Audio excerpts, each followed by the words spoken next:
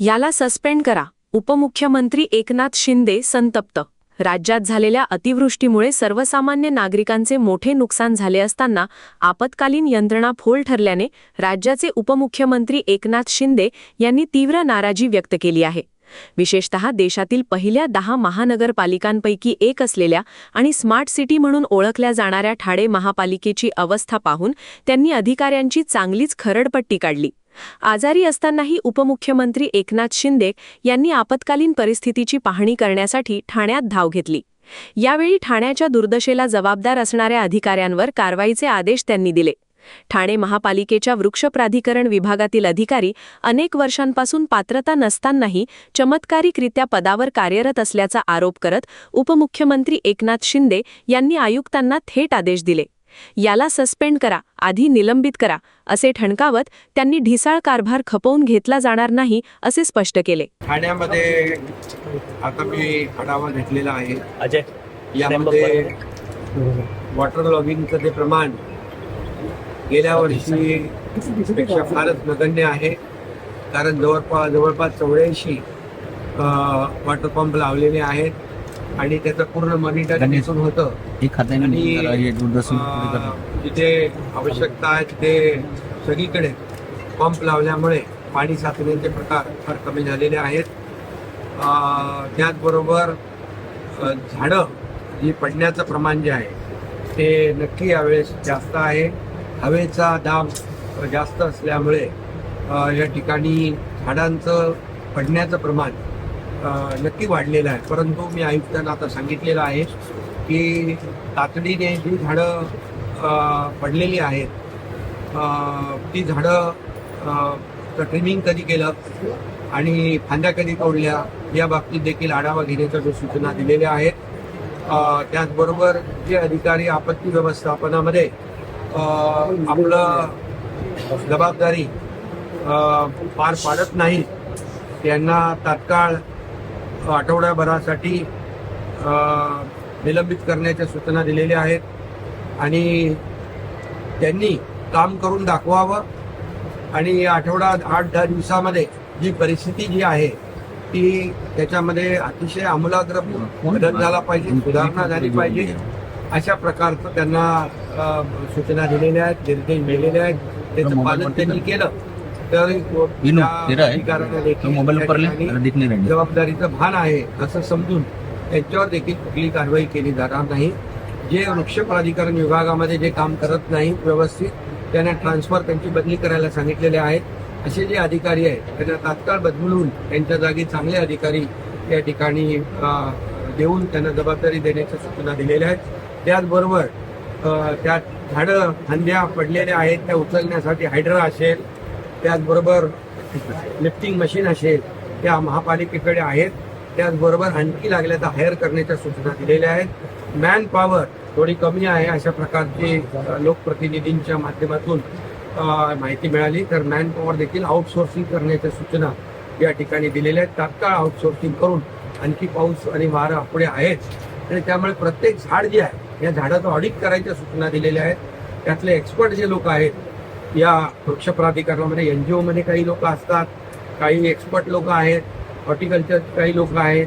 या सगळ्यांचं सहभाग घेऊन या संपूर्णपणे जी झाडं आहेत त्याचं ऑडिट करणं, ही झाडं पडता कामा नये, त्याच्या फांद्या नीट तोडलेल्या आहेत, घातलेल्या आहेत, ट्रिमिंग केलेल्या आहेत की नाही ते पाहणं. अतिवृष्टी आणि वादळी वाऱ्यामुळे ठाणे शहरातील अनेक ठिकाणी झाडे कोसळून वाहतूक ठप्प झाली होती. नागरिकांना मोठा त्रास सहन करावा लागला. अशा परिस्थितीत आपत्कालीन यंत्रणा वेळेवर कामाला न लागल्याने नागरिकांमध्ये संतापाची लाट उसळली होती. ठाणे ही स्मार्ट सिटी असूनही पावसाळ्यातील नियोजनाचा अभाव आणि अधिकाऱ्यांची हलगर्जीपणा यामुळे शहराची ही अवस्था झाली आहे, अशी खंत उपमुख्यमंत्री एकनाथ शिंदे यांनी व्यक्त केली.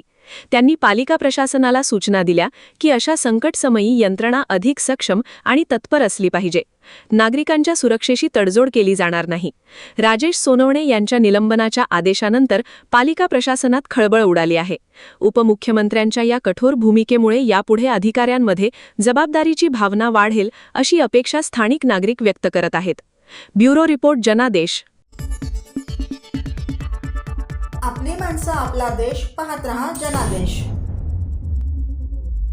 पुराचे पाणी काढण्यासाठी भाजप नगरसेविका वेदिका पाटील स्वतः बसल्या जेसीबीवर. ठाणे महापालिका क्षेत्रातील दिवा प्रभागातील शिळगाव परिसरात गेल्या 2 दिवसांपासून झालेल्या मुसळधार पावसामुळे मोठ्या प्रमाणात पाणी साचले होते. नागरिकांच्या तक्रारीनंतर स्थानिक भाजप नगरसेविका वेदिका पाटील यांनी स्वतः पुढाकार घेत जेसीबीवर बसून नैसर्गिक नाला मोकळा करण्याच्या कामाची पाहणी आणि प्रत्यक्ष मार्गदर्शन केले. शिळगाव परिसरात सततच्या पावसामुळे सखल भागातील घरांमध्ये पाणी शिरले होते. नैसर्गिक नाल्यांमध्ये गाळ आणि कचरा साचल्यामुळे पाण्याचा निचरा होत नव्हता. त्यामुळे नागरिकांना ये-जा करण्यास मोठा त्रास सहन करावा लागत होता. या गंभीर परिस्थितीची माहिती मिळताच स्थानिक भाजप नगरसेविका वेदिका पाटील यांनी स्वतः घटनास्थळी धाव घेतली. पावसाळी रेनकोट परिधान करून त्या थेट जेसीबीवर बसल्या आणि नाल्यातील गाळ काढण्याच्या कामाचं निरीक्षण केले.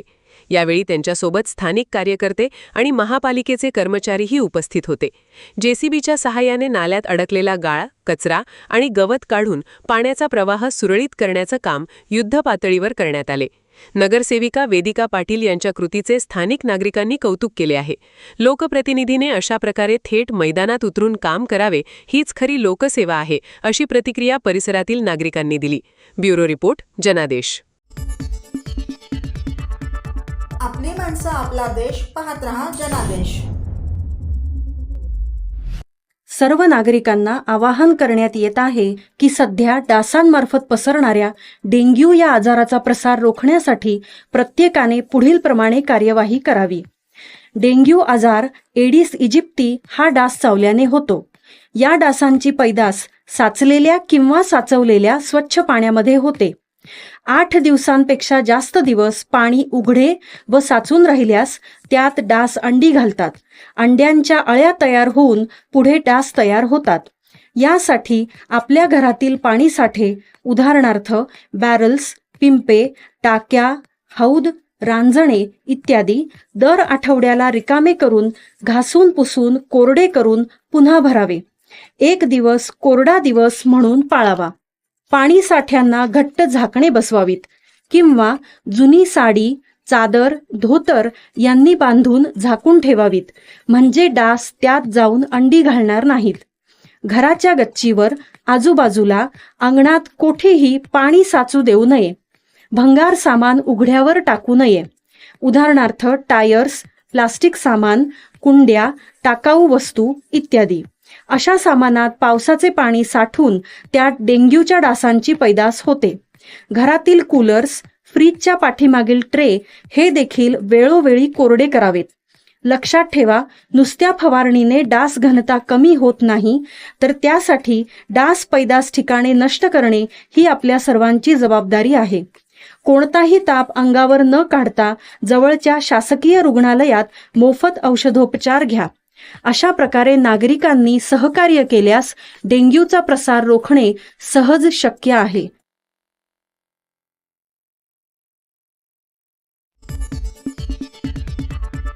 आपली माणसं, आपला देश. पाहत रहा जनादेश. कासारवडवलीत भीषण अपघात, रिक्षावर टँकर पलटी. ठाण्याच्या कासारवडवली परिसरात सकाळी भीषण अपघात झाला. रस्त्याने जाणाऱ्या एका ऑटो रिक्षावर भरधाव टँकर पलटी झाल्याने झालेल्या या दुर्घटनेत रिक्षाचालक आणि एका प्रवाशाचा जागीच मृत्यू झाला, तर दुसऱ्या प्रवाशाची प्रकृती अत्यंत चिंताजनक आहे. मिळालेल्या माहितीनुसार कासारवडवली भागातील मुख्य रस्त्यावरून रिक्षा प्रवाशी घेऊन जात असताना मागून येणाऱ्या टँकर चालकाचा ताबा सुटल्याने रिक्षावर उलटला. टँकरचे पूर्ण वजन थेट रिक्षावर पडल्याने रिक्षाचा अक्षरशः चुराडा झाला. अपघाताची माहिती मिळताच स्थानिक नागरिक आणि पोलीस घटनास्थळी धावले. बचाव पथकाच्या मदतीने रिक्षामध्ये अडकलेल्या तिघांना बाहेर काढण्यात आले. मात्र तोपर्यंत रिक्षाचालक आणि एका प्रवाशाचा जागीच मृत्यू झाला होता. गंभीर जखमी झालेल्या दुसऱ्या प्रवाशाला तातडीने ठाण्यातील सिव्हिल रुग्णालयात दाखल करण्यात आले असून त्याची प्रकृती चिंताजनक असल्याचे डॉक्टरांनी सांगितले. अपघातानंतर कासारवडली परिसरातील वाहतूक काही काळ ठप्प झाली होती. क्रेनच्या मदतीने टँकर आणि रिक्षा बाजूला करून वाहतूक सुरळीत करण्यात आली. ठाणे वाहतूक पोलीस आणि कापूरबावडी पोलीस ठाण्याचे अधिकारी घटनास्थळी पोहोचून पंचनामा करत आहेत.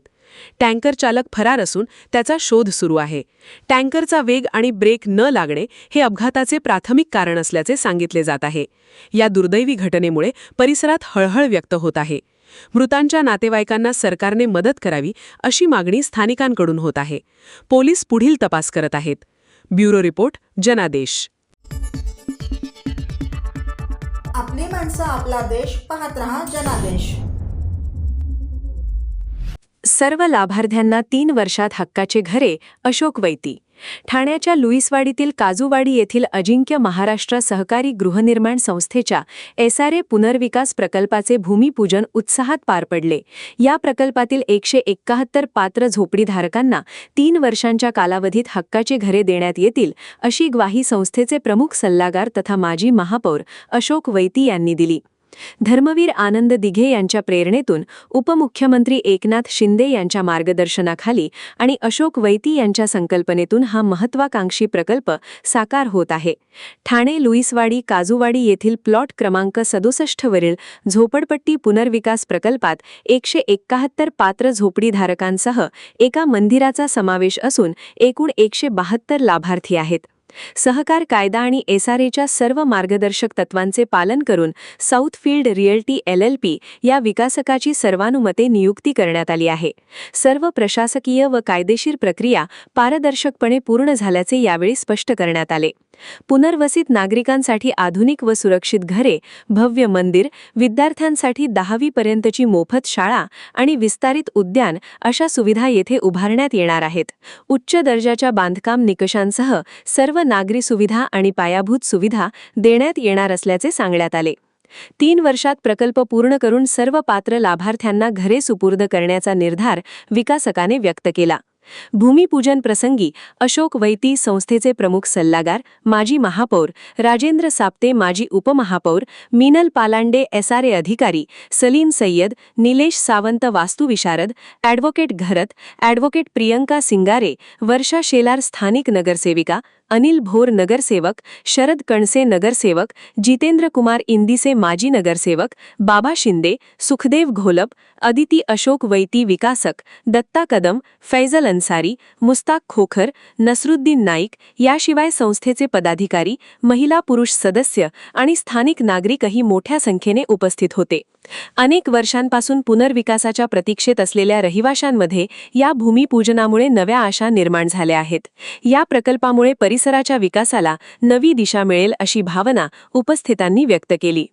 ब्युरो रिपोर्ट, जनादेश.